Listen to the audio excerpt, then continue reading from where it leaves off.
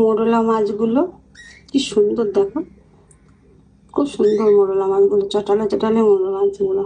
এই মোরলা মাছ দিয়ে আজকে চচ্চড়ি করবো। লাগবে টমেটো, পেঁয়াজ, কাঁচা লঙ্কা, আলু, বেগুন। কড়াইতে তেল দিয়ে দিয়েছি, এখন নুন হলুদ দিয়ে মাছগুলো ভেজে নেব। এটা নুন দিতে হলুদ দিলাম, নুন দিলাম, দিয়ে মাছটা মাখাবো। এটা মাছগুলো ভেজে তুলে রেখেছি, আর মাছ ভাজার তেলেই আমি এগুলো সব দিয়ে দেবো। টমেটো বেগুন, আলু, কাঁচা লঙ্কা পেঁচা দিয়ে ভালো মতন কষাবো।